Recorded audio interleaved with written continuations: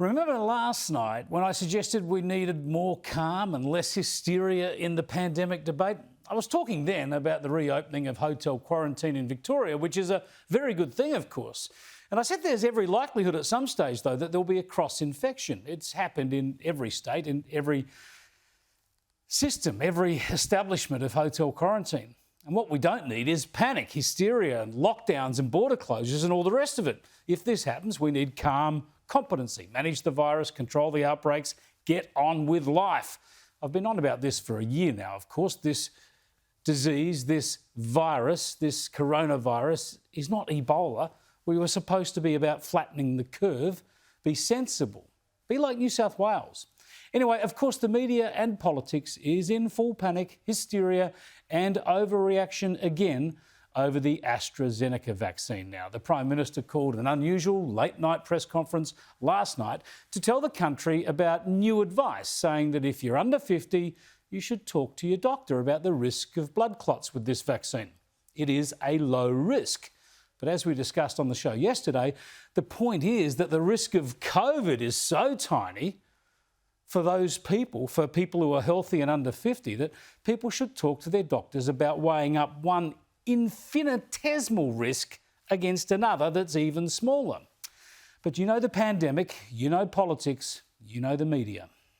As I mentioned at the start of the program, the federal government has just announced restrictions on the use of the AstraZeneca vaccine due to concerns over blood clots. First to that bombshell news that will change the way we roll out the coronavirus vaccine in this country and no doubt delay the return to life as we once knew it. The federal government is scrambling to review vaccine orders after the medical regulator urgently updated its advice about the use of the AstraZeneca jab for people under 50. Reporter Mark Santomartino is in Melbourne outside a mass vaccination hub. Mark, people are being turned away.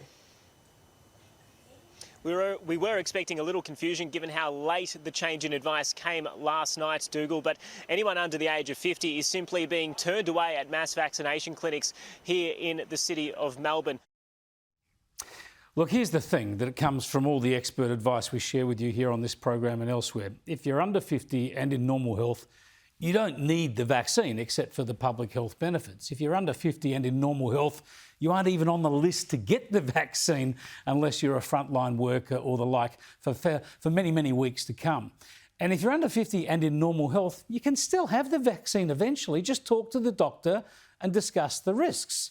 You know, like you do when you go for a flu shot and every other shot. Doctors tell you there's a tiny chance of side effects. This is due diligence. Read the details on any of your prescription medicine. It tells you about all the possible risks. They're usually tiny, but they're obliged to tell you, of course. We want that. We want full transparency and full information. And if you're a woman, for instance, and taking a contraceptive pill, you're much more likely to get blood clotting from that than from the AstraZeneca vaccine. The contraceptive pill is something, it's a medicine that women take not because they're ill, but as a choice in terms of how they're living their lives. And the risks of thrombosis that come with taking the pill are very much higher. Let me quickly add, before we go to our next medical expert, that they say the blood clotting from AstraZeneca is a more serious form than you would get from the pill, but we're talking about the risk here.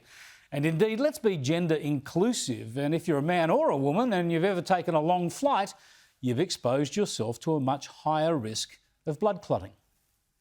The risk is incredibly small when you look at it like that. If you look at things like long-haul flights, if you go on a flight that lasts more than 4 hours, you've got a 1 in 4,500 chance of developing a blood clot. So you're far more likely to get it that way. But really importantly, this vaccine prevents illness from coronavirus. And if you were to get coronavirus, you are far more likely to get a clot. You're 11% chance of getting a clot in your leg and almost 8% chance of getting a clot in your lung.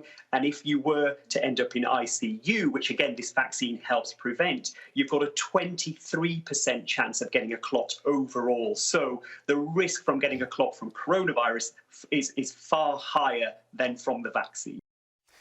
So there you go. Let's keep this in perspective. If you're under 50 and worried enough about COVID to want the vaccine, then you shouldn't be the slightest bit concerned about discussing AstraZeneca with your doctor when the time comes and talking about alternatives like the Pfizer vaccine.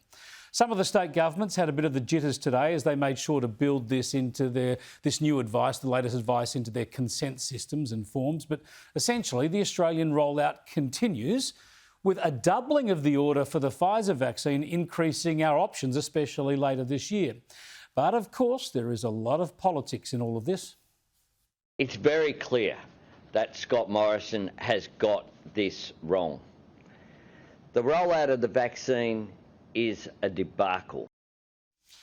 A debacle. You've got to love these blokes, don't you? Meanwhile, we've had more than 1 million people vaccinated in Australia so far. More than 1 million people in a population of 25 million. 80,000 were vaccinated just yesterday. We're getting the flu shot rolling out as well at this stage of the year around the country. All good. Get your jab and carry on. And if you think the politicians and the media are fueling hysteria here, then tell them. Flick them an email or a phone call. You might be surprised at how closely they listen.